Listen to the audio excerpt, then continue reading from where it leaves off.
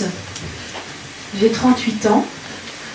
Je suis mariée depuis 16 ans. Et j'ai 4 enfants. Je suis mariée avec Damien. On nous voit, voilà, Damien qui est là. Donc nos enfants, c'est Pierre qui a 15 ans, Philippine qui a 13 ans, Jean qui a 10 ans et Joseph qui a 3 ans. Voilà. Ce qui fait que je suis près de vous aujourd'hui, c'est parce que je suis maman de Philippine, donc la deuxième de la famille qui est polyhandicapée.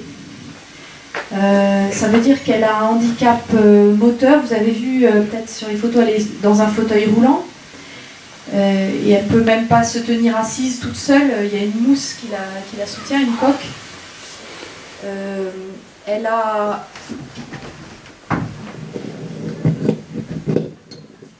La technique, c'est toujours une affaire. Elle a aussi un handicap mental profond. Elle ne comprend pas ce qu'on dit, enfin elle ne comprend pas le sens des mots directement, et elle ne parle pas, elle n'est pas capable. Et puis elle souffre aussi d'un handicap sensoriel puisqu'elle est aveugle et sourde. Donc c'est une petite fille qui est enfermée dans son corps, un petit peu comme dans une prison. Son corps... c'est un peu une cage qui la coupe de l'extérieur. Et donc, tout notre défi, à nous, ses parents, ses frères, et puis aux personnes qui s'occupent d'elle dans le centre où elle va, tout notre défi, c'est de briser cette prison et de rentrer en relation avec elle, malgré tous les obstacles. Et donc c'est un petit peu appuyé sur ce que je vis quotidiennement avec mon mari et mes enfants auprès d'elle, que je vais pouvoir vous partager des choses sur le thème de cet après-midi, qui est de savoir quelle est la place de la personne handicapée dans nos communautés, comment est-ce que l'Église peut accueillir la personne qui souffre d'un handicap. Il y a une personne qui a dit là dans les petites interviews, chacun est unique malgré les différences et peut-être eux sont encore plus uniques à cause de cette différence qui les fait.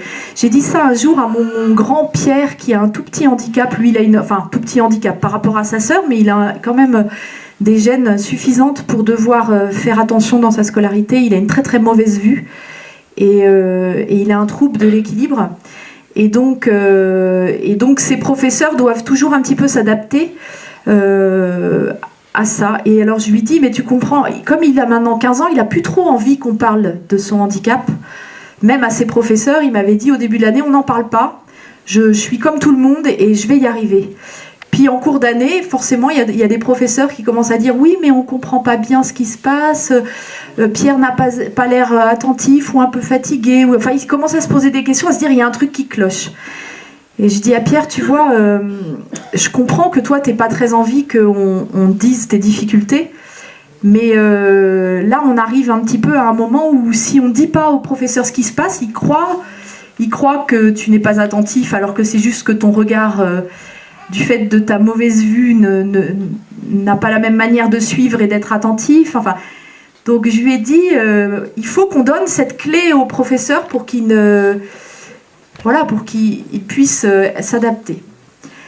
Bon, il m'a dit, bon, bah d'accord, puisqu'il le demande, on va être obligé, mais ça l'embêtait. Et je lui ai dit, mais tu vois, tes différences font que tu es un petit peu plus unique. Un peu la même phrase que disait cette dame qui s'occupait de jeunes. Et il m'a fait cette réponse, il m'a dit, maman, je ne suis pas plus unique que les autres. Ça m'a fait vraiment réfléchir, parce que je me suis dit, oui, donc, et Philippine n'est pas plus unique que les autres. Alors c'est pas pour dire le contraire de la dame qui parlait, qui disait des choses très vraies pour autant, mais je vous dis, j'ai fait la même erreur qu'elle, de dire, avec leur handicap, avec leurs différences, ils sont encore plus uniques que nous. Eh bien non. C'est important pour savoir quelle place on donne à la personne handicapée dans l'Église. ça rejoint aussi la phrase que j'ai lue sur Twitter, vous savez, sur Internet. Le pape a dit, notre nouveau pape a dit, hier ou avant-hier aux journalistes, « Je voudrais une église pauvre pour les pauvres ». Et il y avait quelqu'un sur Internet qui disait « Oui, le pape a dit, je veux une église pauvre pour les pauvres, et nous ?» L'air de dire « Et nous les riches ?» C'est quoi notre place?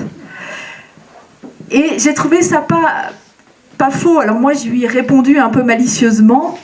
Bah, ta place à toi de riche, c'est de découvrir ta pauvreté, de découvrir que toi aussi, tu es un pauvre. Et de rejoindre ta pauvreté. Et en rejoignant ta pauvreté, tu vas découvrir que tu as vraiment besoin d'être sauvé. Et là, tu vas pleurer de joie tellement tu seras heureux de découvrir que toi aussi, tu es un pauvre et que toi aussi, tu as besoin autant que ceux qui sont pauvres, selon notre vue à nous, d'être sauvés. Et donc, j'espère que je vous fais comprendre par là que, évidemment, on va réfléchir de tout notre cœur pour accueillir la personne qui souffre, et en même temps, on ne fera pas un chemin juste dans cette réflexion si on n'est pas nous-mêmes en position de se reconnaître pauvre à notre manière. C'est-à-dire que sans ça, on sera toujours dans la position de supériorité, de dire qu'est-ce qu'on fait pour aider les personnes handicapées? Qu'est-ce qu'on fait pour finalement compenser toutes leurs incapacités? Et donc on est toujours comme celui qui peut donner et comme celui qui a la solution pour l'autre. Et il y a toujours une espèce de supériorité. Et du coup, je pense que notre défi pour donner la vraie place, c'est pas toute la place, c'est juste une place qui soit juste, mais on serait mal à l'aise s'il n'y avait pas de la place pour tout le monde, s'il n'y avait que de la place pour les pauvres, entre guillemets, dans l'église. Voilà. Parce qu'après, on peut se retrouver dans des situations. J'ai eu dans ma paroisse, comme ça, une jeune à qui j'ai voulu donner, une jeune qui souffrait de trisomie et qui voulait absolument chanter dans la chorale que j'animais. Et alors moi, évidemment, vous imaginez tout de suite, je me suis dit, alors quelle place donner? Je ne peux pas lui dire... Elle n'arrivait pas bien à chanter. La réalité, c'était qu'elle n'arrivait pas bien à chanter et en même temps, elle voulait même carrément animer les chants au micro pour l'assemblée. Et moi, j'étais là, je disais, comment je fais pour donner la place à la personne handicapée dans l'église? Quelle place on va lui donner? Et j'étais pas tout à fait juste dans ma position, ce qui fait qu'on s'est trouvé dans une impasse et que à vouloir absolument lui donner une place qu'elle ne pouvait pas tenir, on s'est trouvé dans une impasse et dans une situation très souffrante, où il y a eu même des ruptures un petit peu nécessaires, et des choses un peu dures à vivre pour lui dire « ben non, ce ne sera pas possible ». Et tout simplement parce que moi, je n'étais pas capable de dire « non, c'est pas possible, tu ne peux pas ça », mais... Quelqu'un qui n'a pas de handicap, toutes les personnes qui sont dans l'assemblée, il y en a plein qui ne peuvent pas chanter, ne peuvent pas animer les chants. Enfin, pour vous donner cet exemple concret que la place qu'on veut donner, il faut qu'on soit vraiment au clair avec nous-mêmes sur la place qu'on veut donner. Et qu'on ne soit pas dans des culpabilités, des tensions, à vouloir donner toute la place sous prétexte qu'il faut en donner une. Voilà, la juste place. Je ne sais pas si c'est des tuiles en Terre Sainte, enfin bref, ils défont le toit. Et ils accèdent auprès de Jésus. Cet évangile est très parlant pour se dire pour nous interroger dans notre Église, quels sont les obstacles, quelles sont les choses qui empêchent la personne qui est sur le brancard de s'approcher de Jésus. Vous savez, il y a toutes ces personnes qui sont serrées autour de Jésus, c'est peut-être nous qui sommes là, qui ne nous sommes pas écartés pour que le brancard passe. Et puis, c'est aussi des choses, moi, les tuiles sur le toit, on ne peut pas s'empêcher de parler d'accessibilité. L'accessibilité dans l'évangile, d'être obligé de passer par le toit quand on est en brancard, c'est quand même pas très... Voilà, donc Je voudrais réfléchir avec vous sur quelle accessibilité nous donnons à la personne qui est porteuse d'un handicap, accessibilité à la personne de Jésus, pas simplement au bâtiment de l'Église. Comment est-ce qu'on rend Jésus accessible à tout le monde ? Il y a le nouveau pape là qui disait que, j'ai lu ça dans un des journaux, quand il était évêque dans son diocèse, il avait fait une campagne d'affiches pour dire « Avez-vous fait baptiser vos enfants ?» Il s'est dit « On commence par le début, la base, c'est le baptême. Avez-vous fait baptiser vos enfants ?» Et je crois qu'il a été assez audacieux dans cette direction-là, même disant qu'on ne refusait pas le baptême sous prétexte que la maman n'était pas mariée avec le papa, enfin des choses comme ça, on ne mettait pas d'obstacle au baptême. Voilà, donc il a vraiment cherché à rendre accessible le baptême au plus grand nombre. De même, est-ce que dans notre Église, le baptême est accessible à toute personne qui le désire et à toute personne porteuse d'un handicap? Et puis je vais continuer. Le baptême et ensuite la confirmation est-elle accessible? Et le fait de communier. Je le mets dans cet ordre-là à cause de Benoît XVI. Vous allez vous dire que je parle tout le temps de pape, mais j'aime vraiment les papes. Les 3 derniers, là, je suis fan. Il dit, dans Dieu est amour, une de ses encycliques, il dit qu'il faut que les personnes avec handicap mental puissent communier, mais alors, avant de dire qu'elles puissent communier, il dit les personnes avec un handicap mental baptisées et confirmées pourront communier. Dans cet ordre-là, ce qui n'est pas habituel dans nos schémas français en tout cas. Nous, chez nous, on fait baptême, communion, confirmation. Le pape, il dit, des personnes handicapées mentales, baptisées, confirmées, vont faire leur première communion. Ça donne l'ordre d'accessibilité, ça peut peut-être nous donner un éclairage.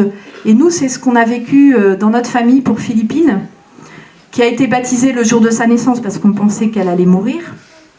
Donc on était un peu dans l'urgence. Et ensuite, quand elle a eu 4-5 ans, on a commencé à se dire quel autre sacrement on va pouvoir lui faire vivre. On était un peu gênés parce qu'on se disait 4-5 ans, normalement, c'est pas l'âge réglementaire. Et en même temps, on se disait, mais dans 3 ou 4 ans, quand elle aura l'âge de raison, 7 ans, ça n'aura pas de sens non plus. Pas plus qu'à 4 ou 5 ans. Et du coup, on ne voyait pas bien pourquoi il fallait attendre 7 ans. Et puis, à 7 ans, qu'est-ce qu'on allait se dire? Est-ce qu'il fallait encore attendre? Bref. Donc, nous, dans notre idée, il y avait l'idée que Philippine, c'était bien qu'elle communie tôt. Et alors, on est allé voir notre curé un peu sur des œufs en se disant, oh là là, 4 ans, il va nous dire, mais on en parle dans quelques années, si vous voulez. Et la réaction de notre curé, elle a été très conforme à ce que dit le pape, puisqu'il nous a dit, vous voulez que votre fille communie, mais on va d'abord s'occuper qu'elle soit confirmée. Mais alors, une enfant de 4 ans qui est dans une poussette, qui ressemble encore, qui était à l'époque, qui faisait vraiment toute petite, encore peut-être plus petite qu'un autre enfant de 4 ou 5 ans, voilà, la préparer, lui faire accéder à la confirmation. Comment on s'y prend? Alors le curé de notre paroisse nous dit, je vais vous mettre en lien, et on a eu une dame d'un service diocésain qui s'occupait de la préparation à la confirmation des adultes. Et parce que il s'était dit, oh là là, on va pas la mettre dans un groupe de collégiens, ça va pas, de lycéens, ça va pas non plus. Bon, on va la mettre dans le groupe des adultes qui sera confirmé à Pâques prochain à la cathédrale. Eux, ils avaient fait un cheminement qui remontait à bien plus longtemps. Nous, on arrivait un peu en dernière minute. Parce que préparer Philippine, évidemment, elle ne peut pas aller dans un groupe de réflexion, on est bien d'accord, ça a été évoqué là dans les vidéos. Donc on n'est pas dans une préparation classique. Donc ils ont juste dit, on veut bien accueillir, on a écrit une lettre à l'évêque, comme font les les confirmants qui écrivent toujours à l'évêque avant d'être confirmés. Donc là, c'est nous, ses parents, qui avons écrit pour demander, pour dire à l'évêque ce qu'on demandait pour notre enfant. Alors là aussi, on était dans nos petits souliers en disant est-ce que l'évêque va dire oui. Enfin, on a l'impression tout le temps qu'il faut passer, il faut être suffisamment crédible pour que ça marche. Enfin, ça, c'est un peu les idées qu'on se fait. Évidemment, il y a eu un accueil et l'évêque a accepté. Et du coup, Philippine a été intégrée dans le groupe d'adultes le jour J et confirmée avec tous ces adultes. Et après, au cours de la messe, elle a communié pour la première fois. Elle avait 39 de fièvre, je ne sais pas si c'était le Saint-Esprit, mais le jour de sa confirmation, en fait une otite. Et donc, voilà, cette accessibilité sans complication, en laissant tomber nos schémas. Il n'y a pas longtemps, j'écoutais sur KTO le témoignage d'un père, là, Zanotti Zorkin, un curé marseillais qui fait pas mal parler de lui en ce moment, qui écrit des livres. Et alors, il a une parole très forte sur ce domaine-là. Il dit c'est trop compliqué d'être baptisé dans notre église, c'est trop compliqué. 2 ans de catéchuménat, il y en a plein pour qui c'est absolument inaccessible.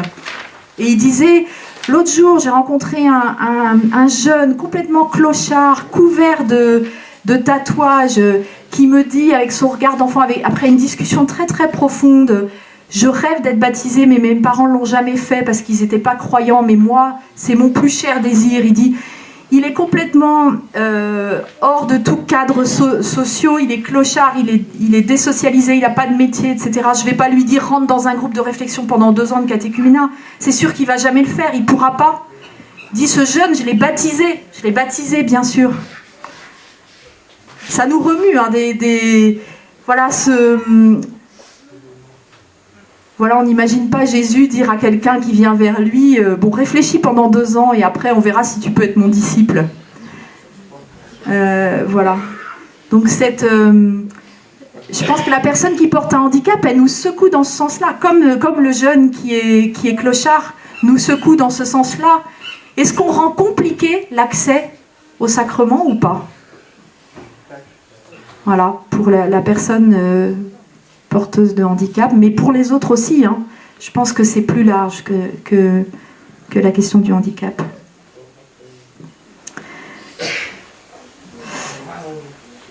Et ensuite, pourquoi que dit Benoît XVI? Donc la personne baptisée, confirmée, communiera. Et qu'est-ce qu'il dit? Communiera dans la foi de sa famille et de la communauté qui l'entoure. C'est étonnant cette expression de dire la personne handicapée mentale communie dans la foi des gens qui sont autour. Comme si le pape disait un petit peu, si elle n'est pas capable, elle, de comprendre tous les éléments de la foi, si elle n'est même pas capable de comprendre, qu'on ne sait même pas si elle comprend exactement l'Eucharistie, mais nous-mêmes la comprenons, nous, c'est ce qu'a dit quelqu'un dans la vidéo. Hein. Nous-mêmes, est-ce qu'on a compris l'Eucharistie? C'est une vraie question. Hein. Donc, dans la foi de la communauté, moi, je voudrais vous témoigner de ce que cette phrase provoque en moi dimanche après dimanche, quand Philippine communie dans toute la pauvreté du geste qu'on fait, de mettre un petit bout d'hostie. Au début, c'était une petite miette. Quand la maman parlait de l'aspect matériel, c'est vrai que l'aspect matériel, c'est quand même, au début, notre première inquiétude. Un enfant qui mange aucun morceau, qui mange tout mixé, ce qui va s'étrangler simplement avec le petit bout d'hostie. Au début, Philippine, on mettait une petite miette et donc ça fondait tout de suite avec la salive. Et puis, au fil du temps, on s'est rendu compte qu'on était plus inquiet que nécessaire. Alors, on est passé à 1/4 d'hostie. Alors, vous imaginez, quand on arrive devant le prêtre, on précise. Au début, c'était une miette, après 1/4, maintenant on dit 1/2. Alors, j'ai l'ami qui s'occupe d'elle aujourd'hui, qui l'a emmenée à la messe, qui dit « Je dis quoi ?» J'ai dit « Tu dis la moitié. » On a fait un peu de... Voilà, un peu de sourire là-dedans. Voilà, Philippine communie à une moitié d'hostie alors qu'elle ne peut pas manger de morceaux. Mais en fait, les hosties, c'est merveilleux, ça fond. C'est bien. Et donc, Philippine ne s'est jamais étranglée avec une hostie. Donc, il n'y a pas de miracle là-dedans. Hein. C'est que l'hostie fond dans sa bouche, elle prend son temps et voilà. On va pas mettre de miracle là où il n'y en a pas. Mais donc c'était pour vous dire, je voulais pas évincer l'aspect matériel parce que ça fait tellement de nœuds au cerveau qu'on va pas dire que c'est pas une vraie question, vous voyez. Et puis l'autre question matérielle, le fait de se mettre dans la file de communion, je dis parce qu'il y a peut-être d'autres parents ou d'autres personnes. C'est pas rien de se mettre dans une file de communion avec un fauteuil roulant en se disant que on va peut-être un peu ralentir le mouvement parce que elle prend un petit peu plus de temps, enfin le temps que le prêtre ou le diacre rompe l'hostie, le maître, on arrête, on attend on fait attention à ce que ce soit bien, on est obligé de repousser quelquefois si elle sort sa langue, etc. Bon, on est un petit peu gêné. Au début, on n'allait pas dans la file de communion, on restait à notre place et quelqu'un venait. Puis c'était énervant, on nous oubliait, on était là à faire des signes comme ça, en se disant est-ce qu'ils vont nous voir, ils sont occupés à un nettoyage de la vaisselle, comme dirait notre curé, et puis nous on est là, vous avez oublié. Donc on en avait un peu marre de ça, et même si tout le monde était bien gentil, évidemment. Et alors on est rentré dans la file de communion, au bout de plusieurs années.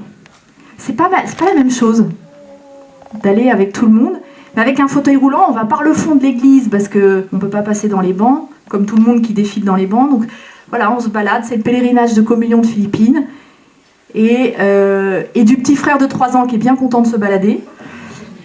Et voilà, et on se met dans la file de communion. Mais pour vous dire à quel point c'est même pas forcément évident, enfin, et vous le savez, avec cette question du handicap, de se mettre dans une file de communion. Donc pourquoi ? Alors dans la foi, je reviens à Benoît XVI, dans la foi de sa famille. Vous savez, moi je me suis dit, waouh, je suis vachement responsable quoi. Si moi je crois pas bien dans l'Eucharistie, je prive Philippine de ce dont elle a besoin. Ça veut dire que la personne avec un handicap, elle a besoin de toute la foi autour des personnes pour communier.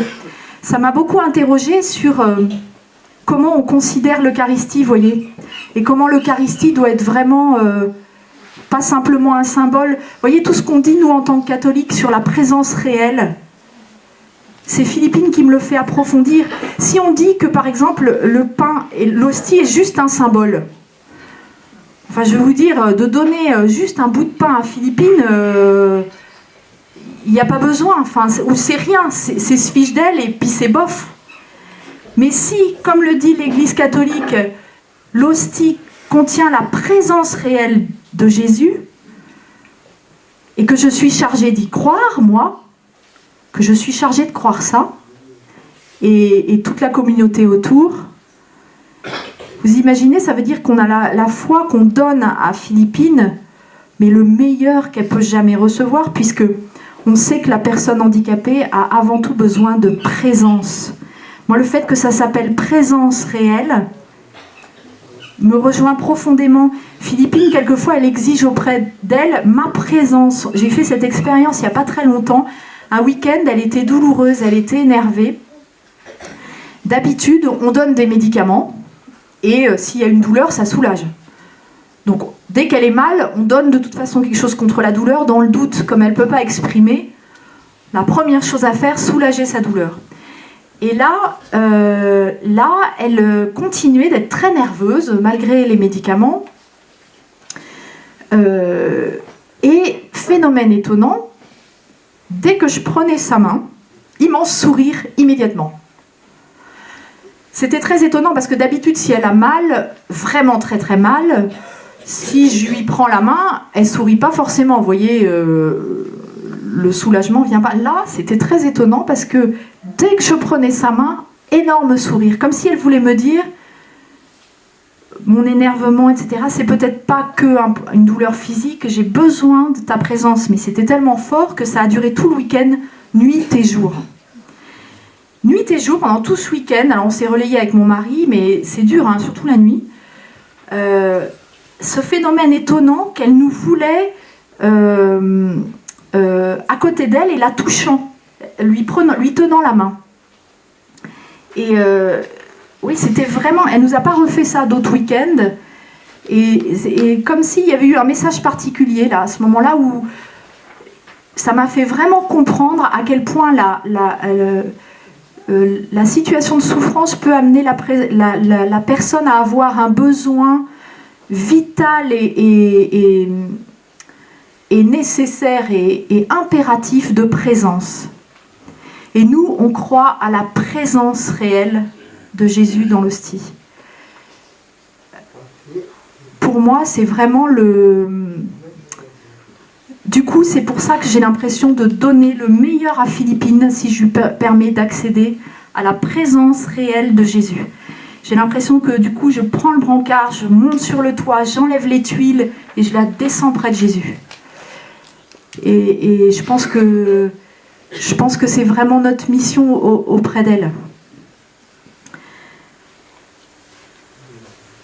Quand les enfants sont intenables à l'église, parce que j'entends des mamans, moi j'ai une maman dans mon quartier, sa fille elle a un handicap qui affecte beaucoup son comportement, et pendant des années elle n'est pas venue à l'église parce qu'elle disait mais c'est tellement ingérable, les cris, les courses dans les allées, non vraiment moi en tant que maman je ne peux pas supporter ça, ça dérange tout le monde, bon voilà, ça on sait très bien que c'est très présent hein, qu'il y a beaucoup de gens qui vivent cet éloignement, qui ne peuvent même pas passer par le toit parce qu'ils se disent « ça va être invivable ».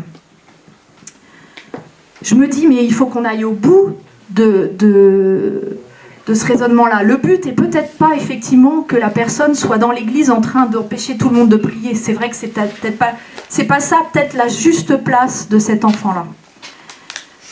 Mais cependant, si nous, on ne peut pas passer par le toit, rien n'empêche qu'on porte la communion à cet enfant dans sa maison. Benoît XVI dit aussi, dans le train en fait, en venant, je lisais des pensées sur la souffrance et la maladie de Benoît XVI, donc je me suis inspirée, j'ai lu ça tout à l'heure. Il dit l'hôpital c'est un lieu sacré. Nos maisons où il y a une personne handicapée, c'est un lieu sacré aussi. Donc si c'est un lieu sacré, c'est un lieu d'église. On va porter la communion aux malades dans une custode sans aucun problème. On pourrait le faire avec des enfants handicapés qui ne sont pas tenables à la messe. On pourrait aller les faire communier dans le lieu qui convient pour elles. Non ? Qu'est-ce que vous en pensez de mon idée ? Il n'y a pas de raison, hein ? Mais on n'y pense pas à ça. On n'y pense pas. Voilà. La custode, elle n'est pas que pour la personne malade dans son lit. Elle est aussi pour ma Philippine. D'ailleurs, on l'a fait plusieurs fois. Elle ne dérange pas le déroulement de la messe, donc on l'emmène dans l'église. Mais quand elle a été malade, plâtrée, etc., on avait le réflexe, c'était naturel de lui amener la communion. Mon rêve maintenant, ce serait que dans le centre où elle est maintenant pensionnaire, Philippine est pensionnaire depuis septembre dernier, c'est nouveau. Il y a des fois où il y a un week-end, elle rentre tous les week-ends, mais un week-end de temps en temps, elle reste quand on a besoin.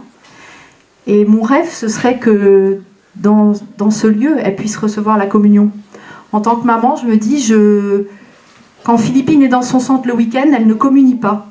Et alors que moi, pour rien au monde, je manquerais la communion du dimanche. Je me dis, il y a un hic là. Et bon, c'est à 3/4 d'heure, je ne fais pas l'aller-retour. J'ai pas la foi encore assez grande pour aller m'occuper d'elle là-bas. Mais c'est une vraie question.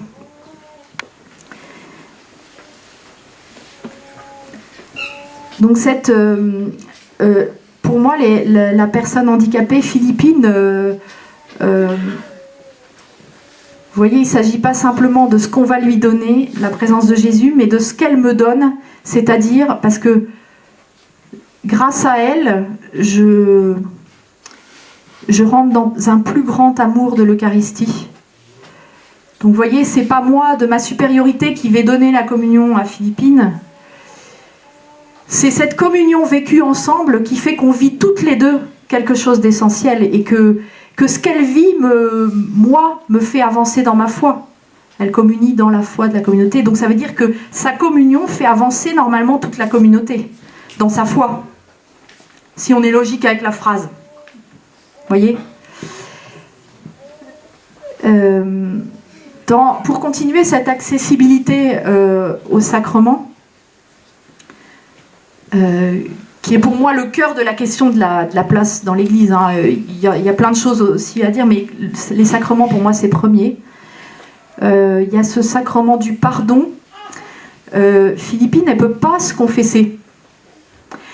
Et un jour, il y a un prêtre qui nous a dit « Mais savez-vous que dans le sacrement des malades, il y a le pardon des péchés ?» Moi, je ne savais pas ça. Je progresse en catéchisme grâce à Philippine.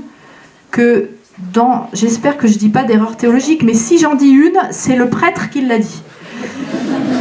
Que, à l'intérieur du sacrement des malades, il y a le pardon des péchés. Oui, c'est vrai. Et donc, il m'a dit, faites recevoir régulièrement à Philippine le sacrement des malades, et en recevant le sacrement des malades, elle reçoit le pardon. Elle reçoit le pardon de Jésus pour ses fautes. Pour peut-être ses refus d'amour. On ne sait pas ce qui se passe dans son cœur. Et pour moi, c'était un cadeau d'entendre ça, parce que je me suis dit, parce que j'étais un peu triste, je me disais, mais Philippine, elle n'a pas la miséricorde, alors, enfin, elle l'a dans la communion, mais bon, il manque un truc. Mais non, il manque pas, en fait. Et il n'avait pas manqué, parce que ma pauvre Philippine a eu tellement d'interventions chirurgicales, etc., que le sacrement des malades, elle y avait droit régulièrement, mais je n'ai découvert que, au bout de plusieurs années de sacrement des malades, qu'elle recevait le pardon dans le sacrement des malades. Mais je voulais vous le dire, parce qu'il y en a peut-être qui sont aussi mauvais en catéchisme que moi. Voilà. Donc, comment est-ce qu'on donne le sacrement des malades aux personnes ? Parce que le handicap, vous voyez, comme c'est pas... Ils ne sont pas en danger immédiat tout le temps, enfin, on ne pense pas forcément au sacrement. Vous savez, on a toujours l'extrême onction qui nous traîne un peu dans la tête, même si on a beaucoup progressé dans l'Église pour ce sacrement des malades. On pense aux gens qui ont un cancer, on pense à... Les personnes handicapées aussi, moi-même, quelquefois, j'étais un peu gênée. Je disais, mais est-ce que réellement, Philippine, elle a le droit, entre guillemets, c'est pas un bon mot, mais est-ce que c'est justifié de donner le sacrement des malades ? Elle n'est pas vraiment malade. Le handicap, c'est pas une maladie. Vous voyez ? Donc, j'étais un petit peu gênée. Je me disais, est-ce que c'est vraiment... est-ce qu'elle rentre vraiment dans les clous ? C'est bête, hein ? Eh bien, en fait... elle n'est pas malade au sens de la maladie, mais dans le handicap, mon Dieu, c'est le corps qui est brisé, ça on ne va pas le nier.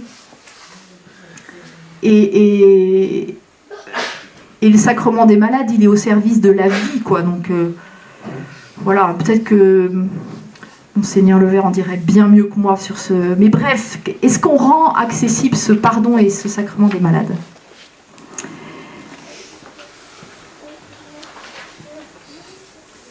Il y a aussi la question du mariage. J'y pense pas pour Philippine, mais je vous en parle de manière très courte, parce que la semaine dernière, j'ai eu au téléphone un monsieur du diocèse d'Angers qui travaille dans la pastorale de la famille, pastorale familiale, et lui me disait qu'il il est chargé sur le diocèse de préparer des personnes souffrant d'un handicap au mariage. Alors ça ne veut pas dire que toutes les personnes handicapées peuvent se marier. Il y en a pour qui, bien évidemment, ce n'est pas possible. On est bien d'accord, mais j'ai été très touchée d'entendre son témoignage que pour certains, un cheminement était possible, et ce n'étaient pas des personnes handicapées physiquement dont il me parlait, c'était des personnes qui souffraient d'un handicap mental. Mais qui après un grand discernement, se trouvaient capables de prendre un engagement de couple. Voilà, pour dire que ça existe, enfin en tout cas que dans le diocèse d'Angers, ça existe de manière très cachée, parce que moi j'en avais pas connaissance, mais comme quoi c'est une question qui doit aussi être dans nos cœurs, voilà. Voilà.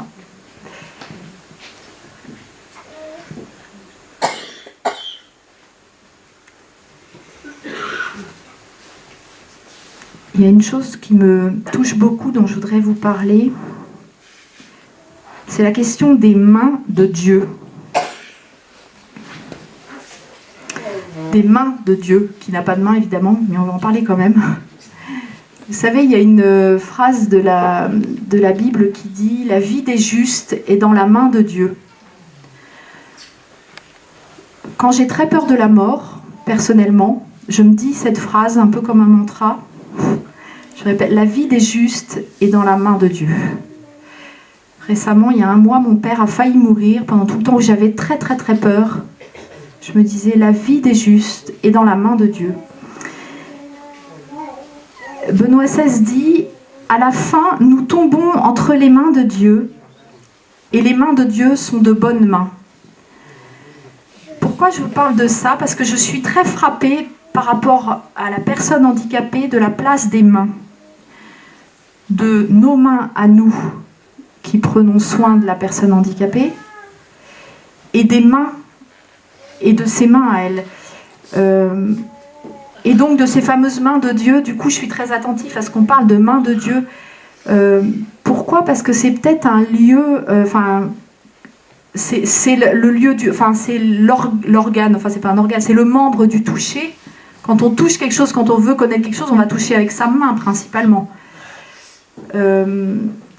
Et quand je vous disais que Philippine avait réclamé qu'on lui tienne la main, qu'on soit en contact physique pendant tout un week-end avec elle en lui tenant la main, je ne pouvais pas m'empêcher de réfléchir. Vous comprenez, quand on passe des heures et des heures à tenir la main de quelqu'un, on vous dit mais pourquoi elle veut ce geste-là et quel est le sens du contact comme ça avec la main?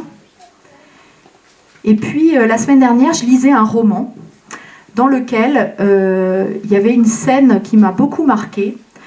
Une personne était mourante, une femme mourait d'un cancer, et appelait à ses côtés un médecin avec qui elle avait eu une relation très profonde, qui l'avait accompagnée dans sa maladie, et elle avait dit « Promettez-moi que quand je vais mourir, vous viendrez auprès de moi, que vous serez là au moment où je vais mourir ». Et le médecin avait promis, avait dit « Je ferai tout ce qui est possible, je ferai tout pour être là ». Et donc ce médecin, quand il est prévenu que les derniers instants approchent, vient auprès de cette femme. Et cette femme lui dit « Prenez-moi dans vos bras ».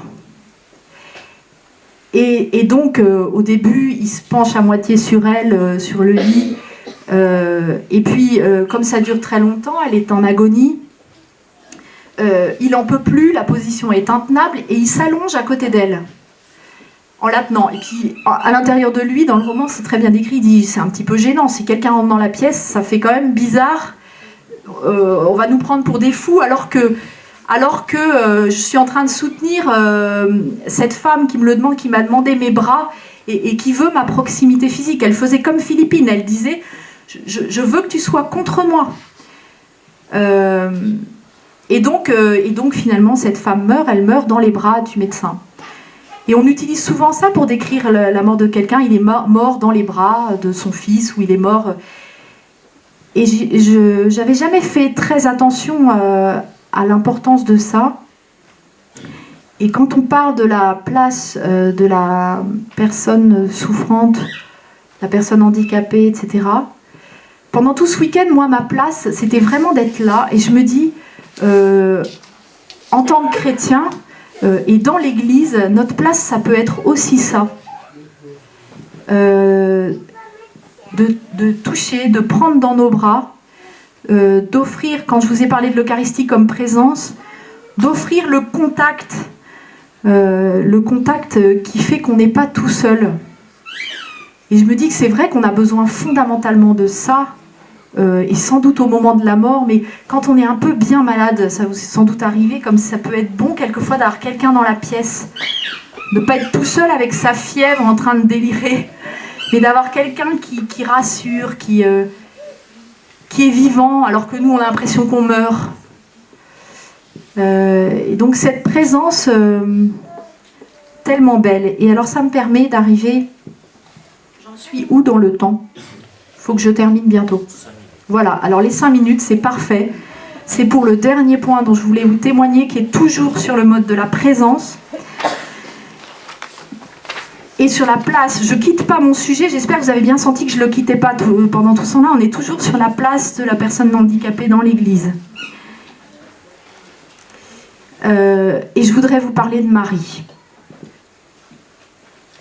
En fait, on est quand même vernis les catholiques, parce que dans notre religion, on a tout ce qu'il faut pour les personnes handicapées. Mais pour nous aussi. Et on est vernis parce qu'on a Marie. L'Église, on dit qu'elle est mère, mais bon, voilà, l'Église mère, on a un petit peu de mal à le personnifier. Vous voyez, ça fait quand même un peu abstrait, ça fait un petit peu théologie catholique, quoi. Un petit peu, l'Église est mère, bon, d'accord, mais mère, comment elle est mère ? Mais heureusement, on a Marie. L'Église est mère, Marie est mère de l'Église, enfin tout ça, ça se tient. Et la présence de Marie, je pense que ça nous est d'une grande aide pour nous tenir auprès des personnes handicapées. Moi, il y a eu un moment dans le cheminement avec Philippine où j'étais très révoltée par la souffrance qu'elle subissait. Pendant 3 ans, j'étais très énervée par Dieu le Père. Jésus, j'ai jamais réussi à m'énerver contre lui parce qu'il est sur la croix, donc voilà, ça me cloue le bec et je ne peux pas m'énerver après lui. Mais alors Dieu le Père, il y a eu 3 années où je me suis vraiment énervée contre lui. Vous savez, quand il paraît, les gens blessés, etc., ou les gens qui sont sur le point de mourir, crient maman, ils ne crient pas papa. On crie maman quand on est mal, très très mal. C'est vrai, hein, c'est un réflexe, paraît-il. Moi, ça ne m'est jamais arrivé à ce point-là, mais on crie maman. Quand on dit, on ne crie pas papa. Bon, et donc papa, on peut s'énerver après lui. Donc, Dieu le Père, j'avais très mal, j'étais très révoltée de cette souffrance de Philippine. Et je me suis vraiment énervée contre Dieu Père. Et il y avait une prière de Charles de Foucault, vous savez, qui est très connue, Père, je m'abandonne à toi, etc. À ce moment-là, cette prière, je ne la supportais pas. Je me disais, mais c'est de la folie de dire ça. On ne sait pas ce qu'on risque quand on dit Père, je m'abandonne à toi. La preuve, Jésus s'abandonne à son Père, voilà ce qui lui arrive. Je dis, c'est très dangereux de s'abandonner au Père. Vous voyez, j'étais vraiment en colère. Eh bien, celle qui m'a accompagnée dans cette colère, c'est Marie. Vraiment Marie, de la même manière que je ne pouvais pas m'énerver contre Jésus, je ne pouvais pas m'énerver contre elle, et ce n'était pas simplement que je ne pouvais pas en me disant zut, j'aimerais bien m'énerver contre elle, réellement sa présence était pour moi très apaisante. Je me disais, elle sait ce que c'est que d'être devant son enfant qui souffre d'une manière qu'on ne peut pas soulager. Et vraiment, je me raccrochais à elle. Et la nuit, quand ça dure, je vous ai dit, là, quand la nuit, j'ai trop envie de mon lit et qu'il faut que je reste près de Philippine, je dis, Philippine, elle exige de moi ce qu'un enfant exige de sa mère. Et moi, donc, je suis l'enfant de Marie, je peux exiger d'elle qu'elle se tienne à mes côtés. Et j'exige. Quelquefois, je suis toute seule dans la chambre avec Philippine, j'ai dit, Marie, tu dois être là. Tu es convoquée ici, dans cette pièce. Tu es ma mère, donc la mère, quand son enfant crie, elle vient. Je suis bien placée aussi pour le savoir, donc tu viens. Et Marie, je peux voilà, j'ai l'impression qu'il y a quelque chose de direct, que même si évidemment Jésus il est là dans la chambre, Dieu le Père aussi, toute la Trinité, tout le monde. Mais Marie, voilà, Marie est un recours aussi pour ma Philippine, où quand je me dis que moi, ma présence de maman est pas suffisante, je me dis, mais il y a la présence de Marie avec moi, qui est sa mère aussi, quand j'y arrive pas. Quand elle est dans son centre la semaine, qu'on est séparés, je me dis, il y a sa mère qui est avec elle, sa vraie mère qui est avec elle. Du coup, si on évacue Marie de notre église, c'est très grave. Parce que tous ceux qui en ont besoin, vous voyez, donc on a vraiment de la chance d'avoir Marie, et il faut surtout, enfin je sais pas, j'ai l'impression que la raison d'être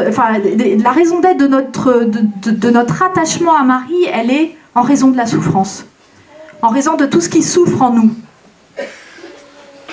Tout toute façon, on l'a pris quasiment que pour ça. Hein. C'est vrai. Hein. Non, mais c'est vrai. On l'a pris quasiment parce qu'on a mal, mais elle veut bien faire ce rôle-là. Nous, en tant que maman, on veut bien tenir ce rôle-là, être là quand notre gamin il a mal. Donc voilà, la place des personnes handicapées dans l'Église, on la trouvera d'autant mieux que Marie sera présente et qu'on l'aura rendue présente de toutes les manières possibles. On a sans doute à être inventif là-dessus. J'aime bien aussi l'expression de Benoît XVI qui dit que le Christ est médecin, mais il faut que je m'arrête, je crois qu'il vaut mieux que je m'arrête sur Marie et sur sa présence, et ça dit beaucoup pour toutes les femmes qui sont là.